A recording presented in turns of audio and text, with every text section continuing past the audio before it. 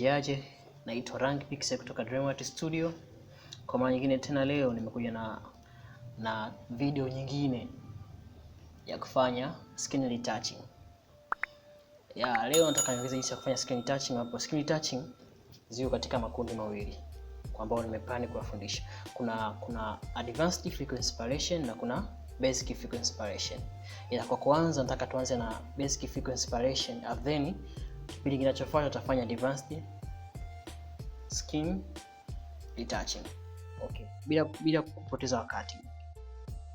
Cha kwanza uanze process yako retouching, unatakiwa angalie picha yako na vitu gani ambavyo vinahitajika na vitu gani ambavyo vinahitajika. Kwa mfano niangalie picha yangu hapa, kuna sehemu, kuna chunusi na kuna nywele zimezidi kwenye ngozi, takiwa zote zitoke ili uweze kufanya skin yako retouching bila kuwa na vitu vingi sana.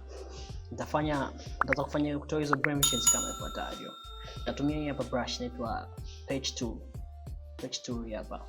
Tukaitumia counter round sehemu ambayo ina hicho blemishes ambazo sizihitaji kwa wakati huo, na sehemu ambayo iko fresh kama hivi. Maana hapo tayari nishatoa ile nywele ambayo inahitajika. Kwa mfano kama hii chunusi naitoa kama hivyo.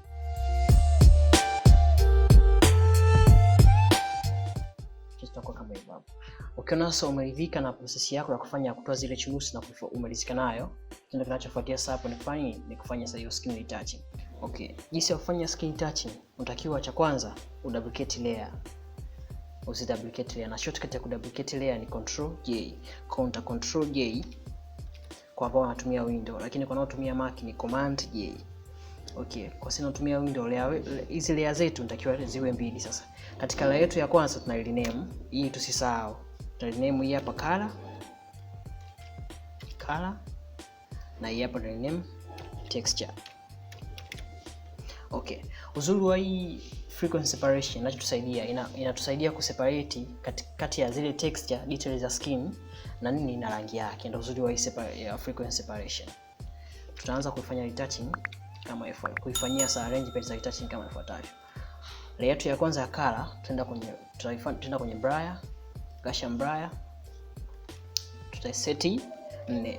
Una set kutokana na nature ya picha yako.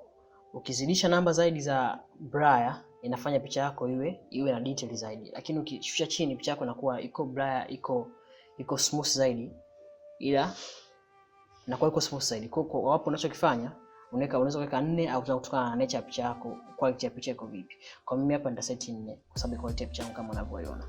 Okay, then layer yetu ya texture hapa juu, nenda kwenye image, apply image. Okay, then ukishafika hapa unachokifanya kwenye hii blend option yako unatakiwa kwenye subtract au sio, alafu scale yako unatakiwa iwe 2, alafu offset yako unatakiwa 128. Tunaweka 128, then kwenye hii layer kwenye sehemu yako imeandikwa made, unatakiwa sasa udili na layer yako ya nini, ya color, ya rangi. Sasa unaziweka pamoja kama hivyo. Natakiwa kwenye process kama hii picha yako ione katika muonekano kama huo hapo. Then unaamini okay. Kinachofuatia una set blend option yako. Hii blend option yako unatakiwa kwenye linear light. Okay, kama hivyo. Kisha kwenye linear light, then unachosaka kukifuata wewe sasa na ile yako ya nini, ya color. Sasa tunaanza kufanya retouching kama ifuatavyo. Tueleza tu hii hapo. Then tunazoom picha tu kidogo. Okay, then tunaanza process ya retouch kama ifuatavyo. Nitakachokifanya mimi nitakuwa na round sehemu kama hii hapa, then na set brayer yangu ambayo nataka iwe kwenye picha. Nenda kwenye brayer, Gaussian brayer, naweka 20 kutokana na picha yangu ambayo 20 imekaa fresh. Na mimi ni okay. Kama unavyoona picha imekuwa isha change. Naendelea hivyo sehemu zingine. Sasa hapa sitaenda sasa katika tena filter kwenye brayer, nitafanya shortcut yake ambayo ni Control Alt na F. Kama hivyo. Yes. Hivyo. So unayo kwa makini sana. Cheza nayo kwa makini sana. Kwa sababu ukizidisha hii tool yangu nikizidisha mpaka nje ya ngozi inaletea inachukua mpaka rangi ambazo zisifai kwa huko nje. Kwa mfano nikijaribu kulitouch hapa afu nikatoka mpaka nje kama hivi, umeona kilichoniletea? Sasa hiyo haitaki kwenye picha. Counter back, kama kwenda control z maana yake ni back. Tutaendelea kufanya process ya retouching kama ifuatavyo. Maneno kama hayo, unaona kama kuna nywele nyingi, napunguza blur au kishinji tunaweza weka 15.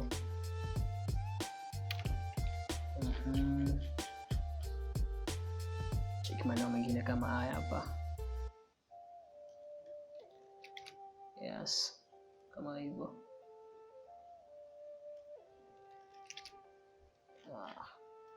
Kuna maeneo kama haya hapa ya highlighting kidogo, inabidi punguze blur yako, usiweke kubwa vile vile. 15 unaweza weka hata 9. Yes. Kwa mfano maeneo haya huko kwenye nini,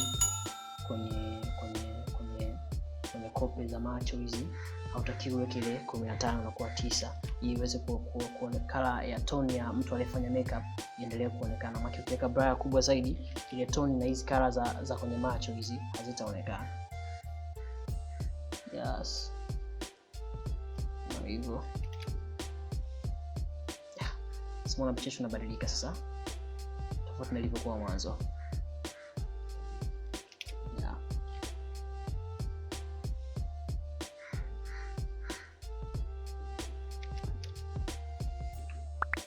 Nitaongeza blur kidogo 15.